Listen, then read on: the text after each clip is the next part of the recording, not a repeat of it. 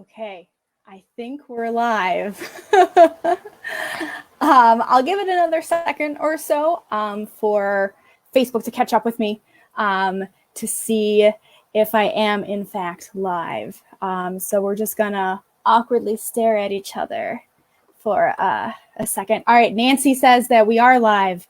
Okay, so so for those of you who were here for the Bella Vista Library presentation, we had a little bit of technical difficulties in the beginning, but that's fine. We're here now. We've made it through. One of my favorite quotes ever is that a wizard is never late. He arrives precisely when he means to. So this presentation is supposed to happen when it's supposed to happen, and here we are. This is just how 2020 goes.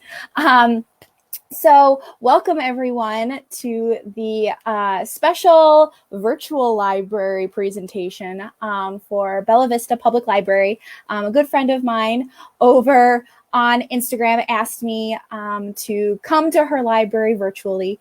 And so I'm here now. I absolutely love library presentations. They give me life.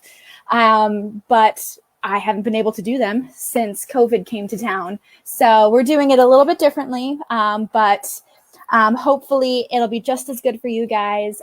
So tonight's presentation is entitled, Who's Ready to Ghost Hunt? So it's a little bit different from what I usually do. Usually I really focus on haunted locations or history and talk about that. And I will be doing that because I can't resist. But I will also be talking a little bit about paranormal investigation and how you can start doing it for yourself. Again, this is really focused for the Bella Vista Library, but it's really good for anyone. So feel free to tune in and enjoy. So I'm going to attempt to share my screen right now. So give me a second. Just like how Bailey had a hard time with the Facebook Live, I also have a great time when it comes to technology. It's great. Let me see. So I have a little PowerPoint for everyone, so we get a nice visual representation of what's going on. Alrighty. Hopefully everyone can see that. Let me see. I'm just silencing my cell phone like a good person. Come on now.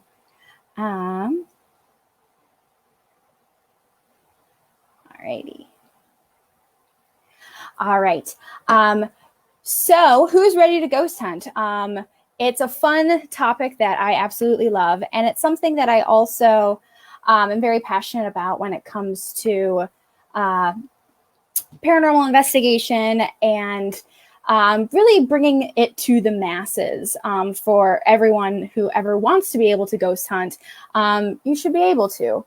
So I'm very passionate about that. So for those of you in Bella Vista, Arkansas, who might not be as familiar with Spook-Eats and what I do of sorts, my name is Amanda, and I am an author, a traveler, a blogger, and a paranormal investigator.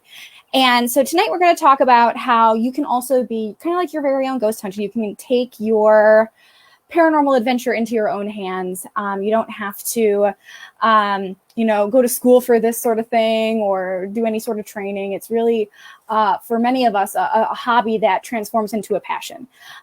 So yeah, I hope you're ready for a fun-filled hour coming up. It's exciting. So kind of what is Spook-Eats? This is my company that I founded in 2018. So Spook-Eats is a travel website where we visit haunted restaurants, bars, and hotels, and we search for spirits of all kinds.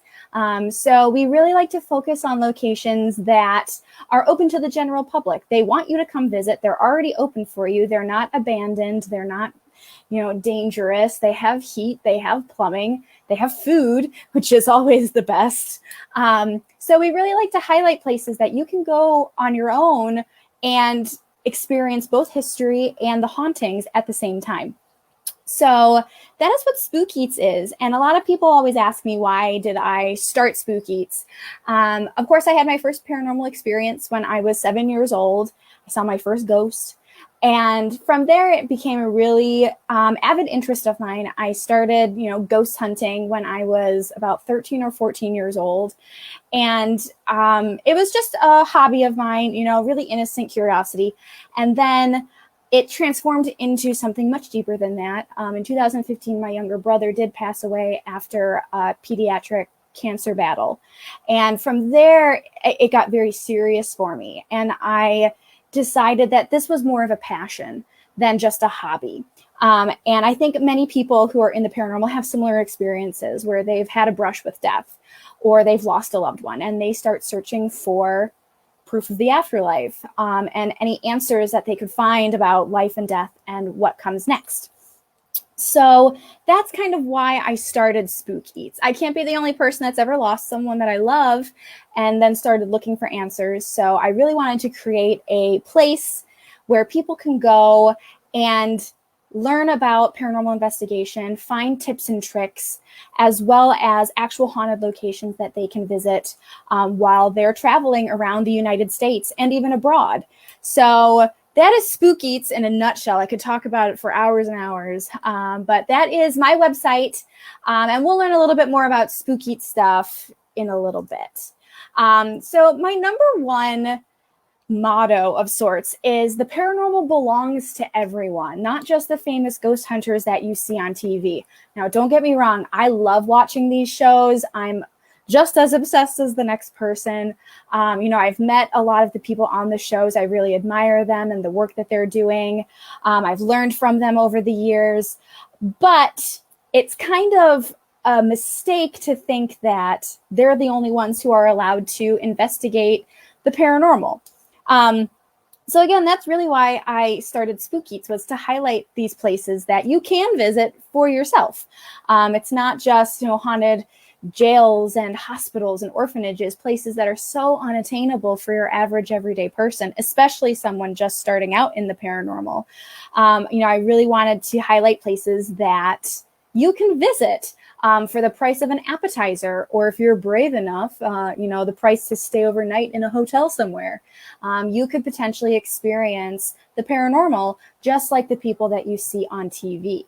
And in the process, you could begin to find answers to your own questions about life and death and what comes next. So that's really my big thing in the paranormal, is I really like bringing ghost hunting and paranormal investigation to the masses, whether you attend a public ghost hunt at a haunted location, or if you take the Spook-Eats advice and go to a haunted restaurant, or you spend the night in a haunted hotel and experience the history and the haunting, and hopefully walk away with your own answers to your paranormal questions about life and death and what comes next. So if you are thinking of starting out ghost hunting or paranormal investigating, for me, I use the terms equally. I don't think one is better than the other. There are some people in the field that don't like the term ghost hunter or ghost hunting. They prefer paranormal investigator or paranormal investigation. And for me, I really find that ghost hunting is kind of like the birth of paranormal investigating. Many of us start by going to that local cemetery and asking questions with dowsing rods or a digital recorder, or going to a public ghost hunt and learning different tricks. As you're evolving and as your gadgets get better and more evolved, you slowly transform into a paranormal investigator. So I don't think there's anything wrong with calling yourself a ghost hunter versus a paranormal investigator, and vice versa. They're just as important to each other, and you can't have one without the other. So if you are thinking of going ghost hunting and just starting out, it is really easy to think that you're in over your head, you don't belong, you have to spend hundreds of dollars, if not thousands of dollars, on gadgets. But that's not the case at all. I do have some gadgets here to kind of show you guys. The the classic thing that you can use on a ghost hunt or paranormal investigation is a digital recorder. This is super, super common. These guys range from a few dollars on Amazon to several $1,000s on eBay. Some of the really nice ones are expensive and I can't afford them. But you have digital recorders. You also have, if you've ever watched any ghost hunting show, you have EMF detectors. Very, very common, easy gadgets to work with. But again, luckily some of these are cheap on Amazon if you are thinking of starting out. K2 meters, very similar to EMF detectors, just different visualization of sorts. Some people like these, some people don't. It's just kind of your personal preference of sorts. And then I have a couple of not so usual things. This one is a teddy bear voice recorder, and I saw that Joe from Paranormal Oddities is in here watching. He advised me to get this because it's basically the exact same technology as the really, really expensive digital recorders out there that capture amazing evidence. It's the same kind of technology, but for a fraction of the price. This cost me about $5 as opposed to $2,000. So a teddy bear voice recorder, it's simple. It only records for 30 seconds, but you do capture some really amazing evidence. And the other thing that I like to use that's really simple if you're just starting out is this cat toy. I like to use this when I'm with the spirits of children. And it's nice if you just roll it into the middle of the room and anytime it moves, it lights up. My cat's obsessed with it. It is actually a cat toy, but you don't need to tell anyone that. And it's really amazing when it does go off and no one's near it, no one's moving the ground. So these are two really great pieces of technology that you can use on a ghost hunt that will not break your piggy bank at all. So there's lots and lots of evidence that can be captured in all these different things. Again, digital recorders, EMF detectors, even little SB7 spirit boxes as they're known on TV. So lots of fun stuff that you can use. But again, you don't have to break your piggy bank or really do much of anything to be able to go on a ghost hunt or a paranormal investigation, especially if you're just starting out. I would not recommend dropping hundreds of dollars on equipment. This has me spending several years accumulating these things. So what I tell people, the best tool that you can use when you're just starting out ghost hunting or paranormal investigating, it might be surprising. It's a phone. It's a simple iPhone. Like, that's all you need. People think I'm crazy when I say it. Other people agree with me, but for me, it's all encompassing. There's so many tools that you can use while carrying your phone with you. First of all, it fits in your back pocket. So you can travel lightly, which is very nice if you're wandering around a huge location. You don't want to carry around this heavy backpack with all this equipment. So to just have a phone in your back pocket is ideal. Why? First of all, there's a built-in flashlight. So you don't have to carry a flashlight and equipment with you. You already have a flashlight built right into your phone. The next thing is there's a camera. You already have a camera built in. So instead of carrying a flashlight and a camera, you now have both of those in one. Some of the best evidence I've ever captured photo-wise has been on my cell phone, which you wouldn't expect at all. Especially my iPhone is not new, it's very old, but it really captures great evidence. So you don't need this really big, expensive, fancy camera to capture some amazing evidence. And lastly, there are voice memo recorders on your phone for EVP sessions. For those of you who have never been on a ghost hunt or are unfamiliar with paranormal investigations, EVP stands for electronic voice phenomena. And that's basically ghost voices that are captured on electronic equipment. That's my favorite piece of evidence to capture. I love doing EVP sessions. And the very first few EVP sessions I ever did that I got amazing evidence was on my phone. So again, like, you could go out and buy a nice fancy digital recorder, or you can just use your phone's voice memo recorder. I like using both. I like having multiple recorders with me at the same time. But again, if you're just starting out and looking for a way to really get going in the ghost hunting community, bring your phone with you. It's got a flashlight, it's got a camera, and it's got a recorder for EVPs. Those are three of the biggest things that you need on a successful ghost hunt. So now that you are familiar kind of with the gadgets, I feel like Ariel with gadgets and gizmos aplenty. I want to talk to you guys about 4 different haunted locations in the Bella Vista area. Like I said, Spook-Eats is all about haunted hospitality. So all of these places are open to the general public. You don't need special permission or a permit to visit. Just go during their regular business hours. Obviously, you don't want to break in. And a lot of these places, they serve food. Some places you can spend the night if you're brave enough. And one thing I really wanted to focus on was places located in the Bella Vista area. I didn't want locations all throughout Arkansas. That's not fair if you have to travel 5 or 6 hours to a location. So all of these locations are within about an hour's driving time. So some of them are a little bit closer, some are a little bit further. And there's one that I'm sure you already know about if you're familiar with any of the folklore or legends of Arkansas. You won't be surprised at all. But for those of you unfamiliar with Arkansas folklore or haunted hotels, it'll be a surprise. So without further ado, here are the 4 best Spook-Eats haunts in and around Bella Vista, Arkansas. So firstly, I'm going to pronounce this wrong right out of the gate. KYYA chocolate. Either way, it's a chocolate shop. So right away, that got my attention. So this place was formerly known as the Station Cafe up until recently. That business has since moved on to a different location, and this chocolate shop moved in its place, and it's in Bentonville, Arkansas. Now, this place has been a theater in the past, as well as Bob's shoe store. Oh, I just see a comment right on the first try. So KYYA chocolate.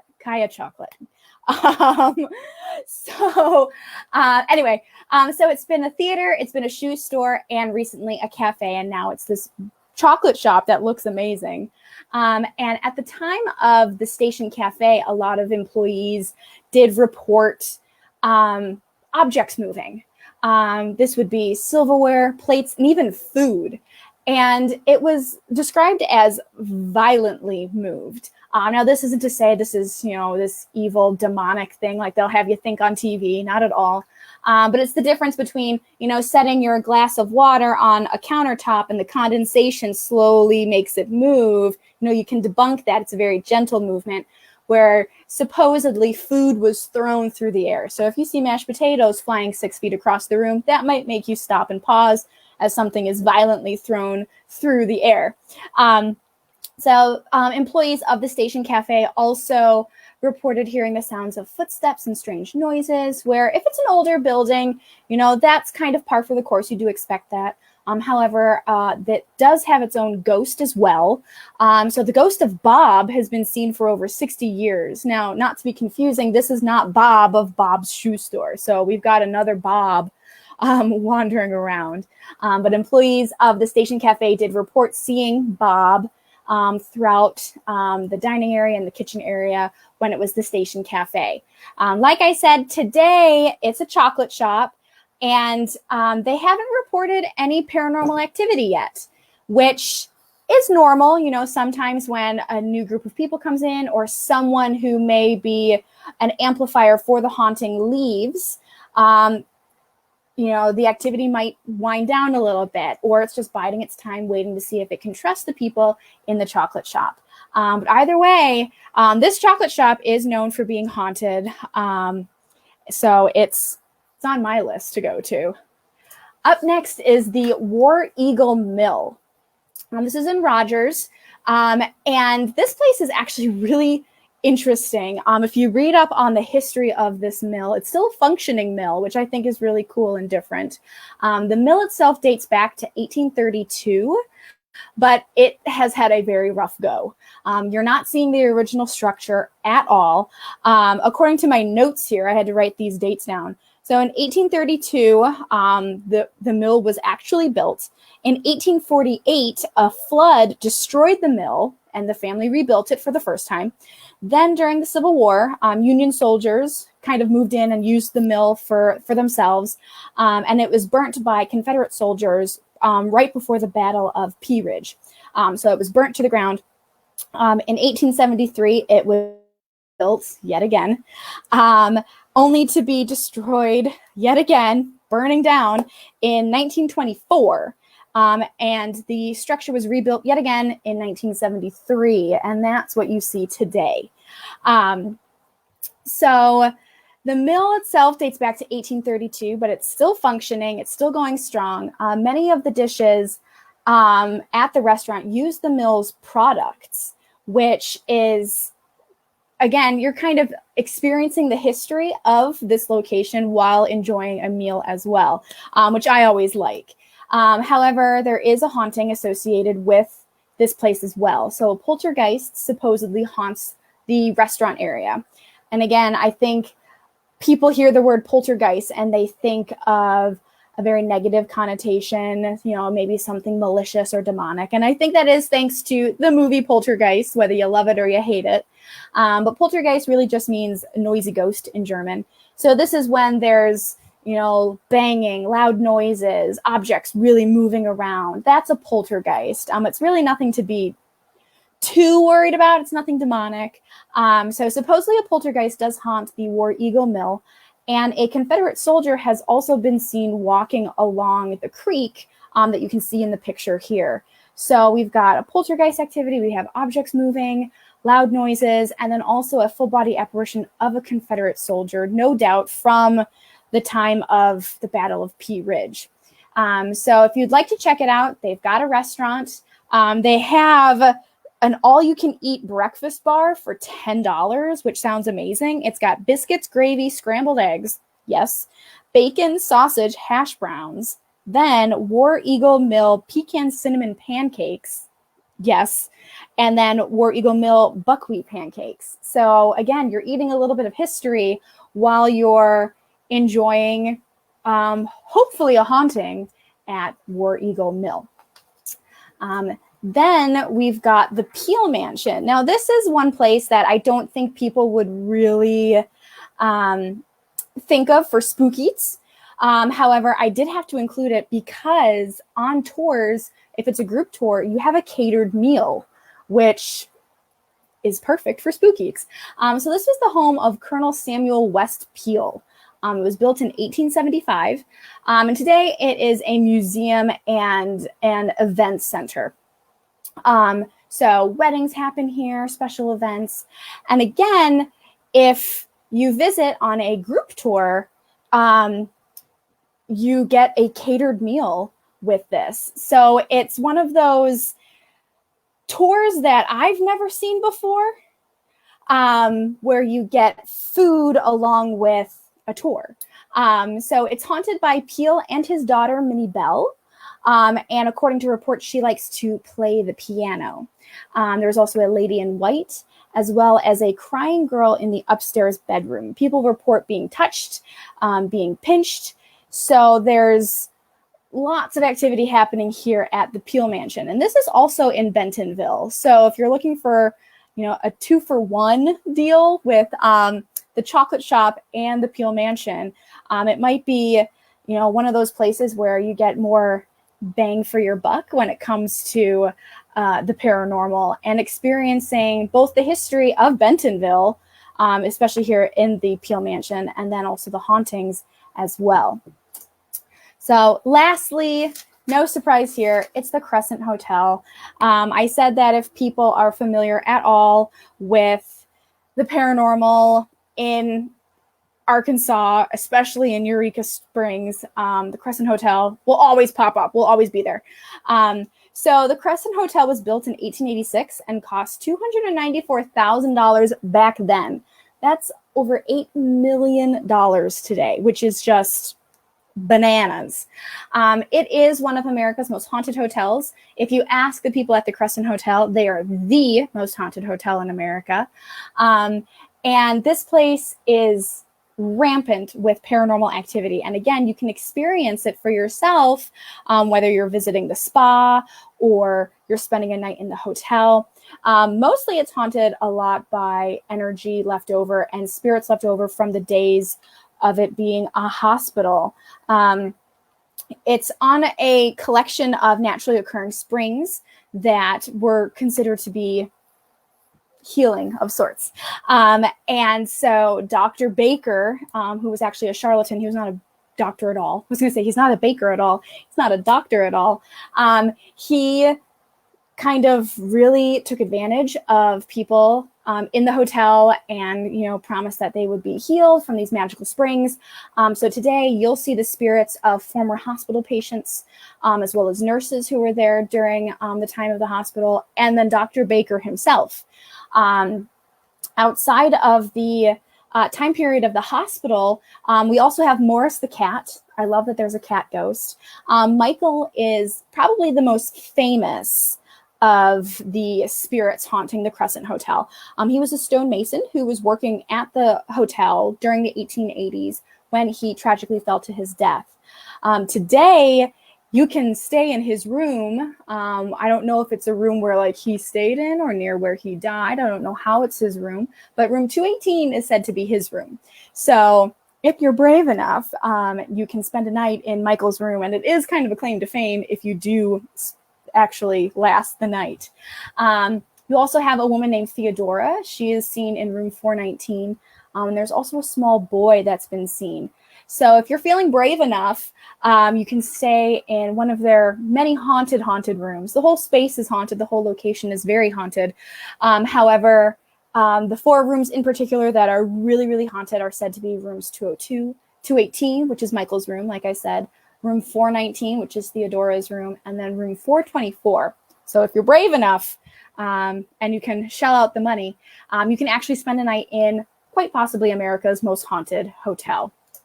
So that's all I have for these spooky places for you to visit.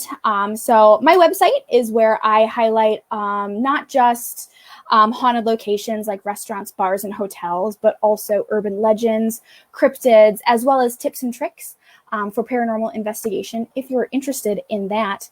So my website is Spook-Eats.com. Feel free to head over there to kind of read up more on haunted history all throughout America. I'm also on Facebook, Twitter, YouTube, Instagram, and TikTok. That was a new development. And all of them are at Spook-Eats. If you'd like to follow along, I post differently in different places. So it's definitely fun with that. So feel free to stalk us of sorts. Just a few more things before I say goodnight. Sorry again that this went a little bit out of order of sorts and became a little late. But I just want to thank again Bella Vista Library for having me and Bailey for inviting me to be here.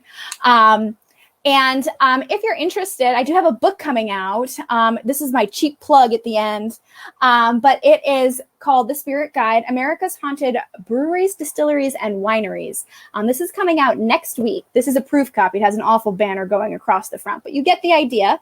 And this is this is highlighting 30 haunted locations throughout all of the United States. So if you would like to pre-order a signed copy, you can go to my Facebook page, which is just facebook.com/Spook-Eats.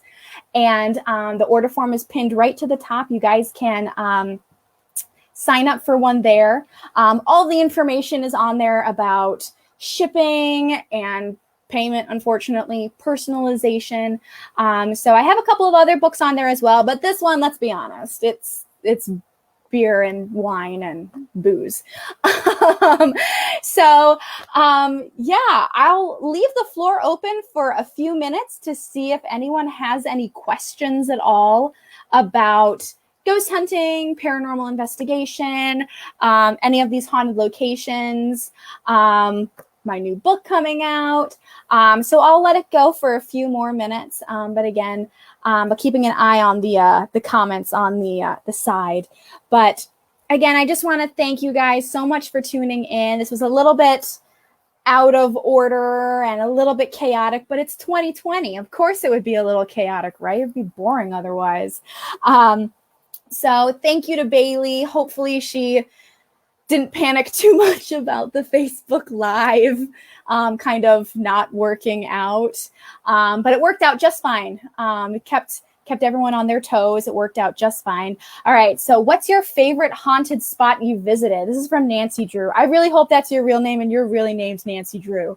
So my favorite spot that I have visited, there's two places. I'm going to cheat because I can't pick one. My favorite restaurant, my favorite Spook-Eats location that I have been to is called the Old Canal Inn in Nutley, New Jersey. If anyone has ever seen any of my other live broadcasts or heard me talk in person, they're going to be so sick of me mentioning this place. But it is this great little dive bar in New Jersey, about 40 minutes outside of Manhattan. And it's home to the Death Seat. This Death Seat is, I want to see if I have a picture of it. It's this innocent looking chair that you wouldn't think anything of it. But it has supposedly killed 4 different people over the last probably 70 years now. Supposedly these 2 frenemies were fighting over it. They wanted to have the best seat in the house, which apparently was this bar stool.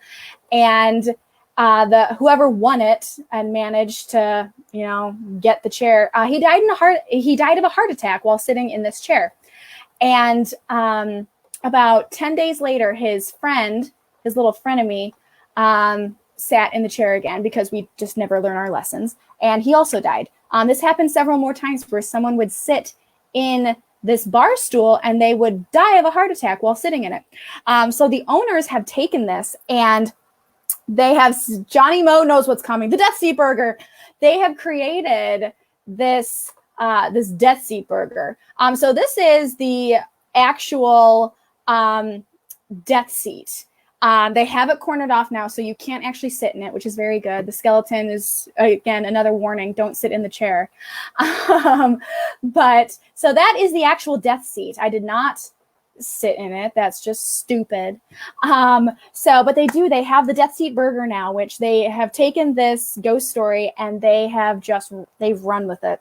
It is a huge burger that has mashed potatoes, cheddar cheese, jalapenos on top, and then they beer batter it and they deep fry it. Absolutely ridiculous. If you don't die of a heart attack while you sit in this chair, you're going to die of a heart attack from eating this burger. It's amazing. It's really good. I have no shame in admitting that. I didn't eat the whole thing, but it was great. So I really like that they took their haunting, they took their ghost story and their cursed object, and they really created something with it, and they're just running with it and they're marketing it, which I applaud. I don't see that too often. The other place that I absolutely love that is a great haunted location is called the Ghostlight Theater in North Tonawanda. That's right outside where I live in North Tonawanda, New York. I should add that. And it's just this great old church-turned theater. Supposedly the cornerstone was laid on a dark and stormy Halloween night. And I've had my best experiences there. I still am. I still do theater there when a pandemic's not happening. But I've been a member of the theater for over 15 years now, and I've had so many experiences there. And I've captured some absolutely amazing evidence, particularly with my younger brother. After he had passed away, I did an EVP session where I did get an answer from him. I asked him, are you okay? Give me a sign. Let me know that you're all right. And I got an EVP that sounded like his voice saying, I'm fine, and just nonchalant. And at the same time, in the same place, I did get a photograph of what looked like my little brother. I have a side-by-side comparison of a family photo that I have, and this spirit just perfectly manifested this image. that there was no doubt in my mind. This was my brother. He had also been a member of the theater, and he would be anywhere in the world, anywhere in the universe. He would be there that night where I was. And it really is a great theater. I'm seeing it in all of the comments right now. The Ghostlight Theater in North Tonawanda, in just outside of Buffalo, New York. It's absolutely amazing. It's this great historic building. It's run by this wonderful, wonderful family. It's like a second family to me. Tons of activity. If you're a fan of Paranormal Warehouse, Joe from Paranormal Oddities was there in his solo ghost hunt there about a month or two ago. And we got some great EVPs while we were watching. They live streamed it right on Facebook. So the Ghostlight Theater and the Old Canal Inn, I got to cheat. I mean, and I could keep going. I could say, oh, Iron Island Museum, the East Martello Museum. You know, I could keep going, but I won't keep listing multiple places. You can't wait for Hunchback. I wrote Hunchback. Thank you. So the theater is going to be doing the Hunchback of Notre Dame in January, which I wrote the adaptation to. So I'm very excited about that, as long as we can actually do it and there's not a pandemic still happening. So I have a few more minutes before I've got to go. So are there any other questions at all? This is great. I never get questions. Johnny, that's why I said it. You're just sucking up now. No. Any other questions at all? I never get questions in here, so I'm excited. So I'm looking at the comments. I think I had a heart attack hearing about it. That's great. Yeah, that's not wrong. So see if I can do this. There we go. Yeah, so I think I had a heart attack hearing about it. So that's the Death Seat. The Death Seat burger is one of those amazing things, but fun fact, not so fun fact, they're only available on Mondays. So if you are going to make your way out to New Jersey for the Death Seat, make sure you arrive on a Monday, because they only do it on Mondays. Oh, what's my favorite spirit to drink? Vanessa's coming up with all, like, oh, look at you. You're coming up on the screen a lot. So my favorite spirit to drink. So right now I'm currently 8 months pregnant. So I can't drink right now, and it's tragic. I, however, absolutely love vodka. So martinis and Bloody Marys are like my two drinks of choice. I absolutely love them. But I'm a fan of most alcohol, which sounds terrible, which is why I wrote this, because I like it all. But for me, I love Bloody Marys. Best Bloody Mary, I have to say, is at Rockefeller's in Salem, Massachusetts. It is haunted. They have lots of cocktails inspired by their haunting, but their Bloody Mary comes with a meat straw. So if you're ever at Rockefeller's in Salem, order the Bloody Mary. It was really, really good. So then Lissa, my college roommate, hi. Did you travel to all of the places in the new book? I wish. No, I've only been to, I think, 2 of them. So this was a project that I started working on almost as soon as quarantine hit, because I wanted something to do with my time, first of all. And then I wanted to highlight different haunted locations that could be negatively affected by the coronavirus, and really try to boost their business. So this is a thing that will be available in a lot of their gift shops, so that they can make a little bit of extra revenue. And ideally, while people are safely at home, quarantining where it's safe, they'll read this book and, come up with all these different ideas of places that they can travel to once it's safe to travel again and it's safe to visit these locations again. So I have not been to all of these locations. I've barely been to any of them, which hurts my soul. But now I have a great list of all these places that I want to go visit, because so many of them have amazing moonshine and different wines and different beers. There's a Rocky Mountain oyster stout in here. It has nothing to do with the ghost story, but like a Rocky Mountain oyster stout. Like, for those of you who are beer drinkers, there's an oyster stout, and they just took it and they ran with it, and I've got to try it now. And then Nancy Drew, who apparently is Bailey, I didn't know that. She says, I love Rockefeller's. Rockefeller's is fantastic. I just wrote a whole long article about my favorite haunted restaurants in Salem. That's for another day. Rockefeller's is definitely on that list. And then Haunted Booze Rose Trip. I mean, yes, please, please. I'm starting to go stir crazy here in my office as I do virtual library talks. So for sure. And then Lissa says there's a haunted bar 5 minutes away from me if you ever want to visit. Girl, you have no idea. I want to travel, I want to visit, and I want to drink. So last chance. Any other questions at all? We're just about out of time here in the presentation. I'm hoping it all worked out fine and that little hiccup in the beginning wasn't that big of a deal. But any other questions at all as I dab my mustache because it's so warm? All right, I'm going to keep an eye on the comments, but just once more, I just want to thank Bella Vista Library for having me, Bailey for inviting me. I hope it was good. I hope it was what you wanted. A little bit of ghost hunting, a little bit of haunted locations, a whole lot of alcohol talk all of a sudden. But yes, thank you so much, everyone. Thank you for tuning in. Be sure to go over and like the Bella Vista Library's Facebook page. If you haven't already, they're doing great things, even though, we're quarantined and we're stuck at home, they're still trying to really promote fun and interesting talks and lectures and interactions with people from not just Arkansas, but all over the country. So I really appreciate being asked. Hopefully, maybe I can come back on in October around Halloween time for more spooky stuff. But yeah, in the meantime, thank you so much, everyone. Stay safe, stay home, put on a mask, and stay weird. That way we can save Halloween. And I will hopefully talk to everyone soon. Hopefully I will see you all soon. And we can get back to actual library presentations and talks and paracons and conventions and book signings. And it's going to be great. So thank you so much, everyone. You guys are awesome. Thank you for all the questions. And I will see you on the internet, if not in person soon.